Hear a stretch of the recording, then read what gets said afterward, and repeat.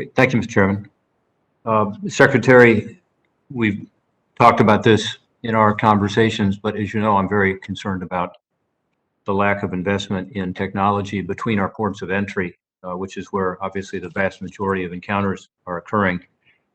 The DHS budget request for border security assets and infrastructure is $54 million, which is a deep reduction from the more than 1.5 billion funded for this last year. You're also asking us to rescind 1.9 billion in funds for border security. You know, over time, a lot of Democrats have said walls are not effective. The technology is what really is effective, and certainly if you have barriers, you have to have technology so that they can be more useful, because if people aren't doing the surveillance, then folks will go under, over, around the walls. And yet here we see a big cut in investments, tools like autonomous towers with cameras and sensors, the ground installation of sensors, which you and I saw when we were out there, badly needed.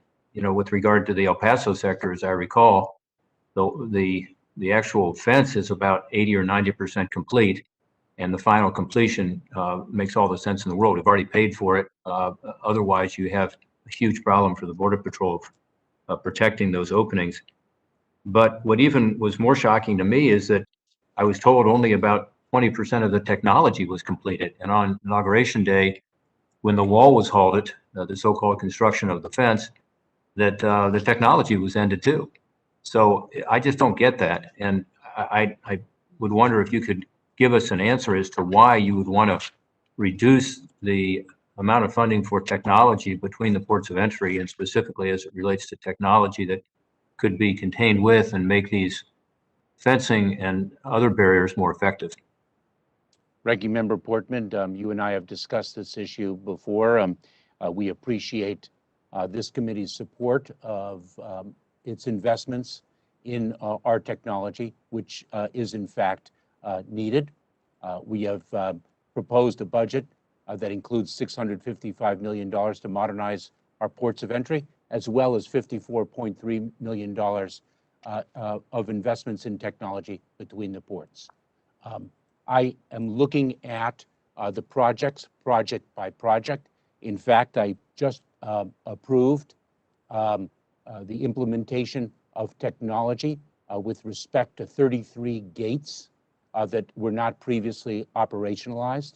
I also approved in the San Diego sector of our border the implementation of technology to complete that section of the border. And so, as I have mentioned before, and as I am committed, I am looking at project by project to understand the technological needs, the mission needs, and all aspects of the analysis. And I commit to continuing to do so. With all due respect, you're not going to have any money to do that if you followed your own budget. And, you know, I know these budgets have to go through an OMB White House process, having been OMB director.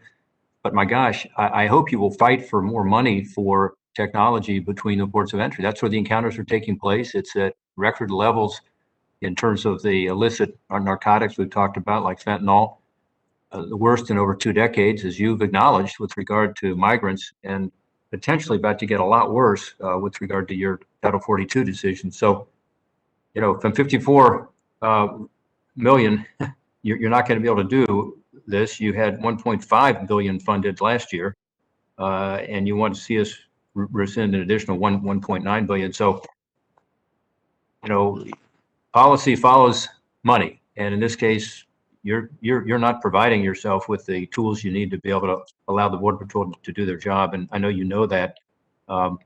With regard to ICE, the Immigration and Customs Enforcement Office, ICE numbers of arrests have dropped considerably as the borders have faced this surge. About a 58% decrease between the last administration and this administration. So I can't imagine what these ICE agents must be thinking. You know, they were told on Inauguration Day, you know, stop the deportations altogether. And now they're apparently being told not to arrest people. Otherwise, arrests would not be down almost 60% at a time when we have record numbers of people coming into our country.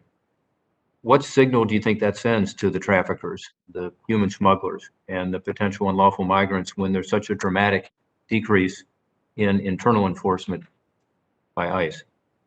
Ranking Member Portman, I look forward to discussing with you the comments you made after I answered your first question. I have much to say in that regard, but let me answer the question with respect to the ICE agents that you've now posed, because it is absolutely not true that they have been told not to arrest people. What they are doing is smart and effective law enforcement.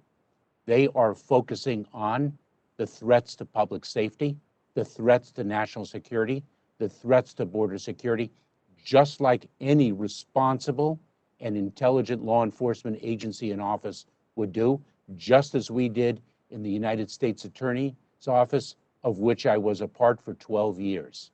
In fact, just yesterday, we announced the results of Operation SOAR and arrested over time 300 individuals who had committed sex offenses that we felt were a public safety threat. We are focused on the people that pose the greatest risk to the safety of the American people. We are engaging in smart and effective enforcement. I have traveled around the country to meet with ICE personnel, to speak with them, to get their ideas about what those threats are, how they think their resources should be best dedicated. Later today, I'm speaking with leaders of that agency on that very same subject. We are dedicated to the protection of the American public in a smart and effective way, not Mr. Secretary. in a random. Thank you. I got limited time, as you know, and I want to respect my colleagues' time. 58% decrease in arrests at a time of unprecedented, at least the worst in over 2 decades, numbers of people coming into the country. Let me just ask you this question. How many unlawful migrants have been removed from the United States so far this year by ICE enforcement and removal operations? I would be very pleased to share that data with you and your staff. I don't have that figure in front of me, but let me just say this. When individuals are encountered at the border, single adults the majority of them are expelled under the Centers for Disease Control's Title 42 authority. And it's a public health authority held by the CDC. The majority are expelled, they are turned around. The others are placed into immigration enforcement proceedings. If they successfully make a claim for humanitarian relief under United States law, then as the law recognizes, they can stay. The others who are in immigration enforcement proceedings, if their claims for humanitarian relief failed, they are removed. And in fact, we are making reforms to increase the efficiency and expedition of that process that have never been made before and that are long overdue. Mr. Secretary, my time has expired. As you know, I respect the fact that you spend time with the ICE officers. I respect the fact that you, I think, personally would like to see some changes, but I must respectfully say it's not true that they are removed. I don't think any children have yet been removed who came back in the last surge in 2019. I think a 58% decrease in arrests indicates a change in policy. I think that the question I asked about how many unlawful migrants have been removed so far this year is one that the response will be quite shocking to people because it will be incredibly low, very close to very few, maybe very few. And so we've been asking for this information for weeks. I appreciate the fact that today you've committed to getting us that information because I think the entire committee needs to see it. So again, thank you for your testimony today and for your service. And the unprecedented surge deserves a new approach. And I look forward to working with you on that. Thank you, Mr. Chairman.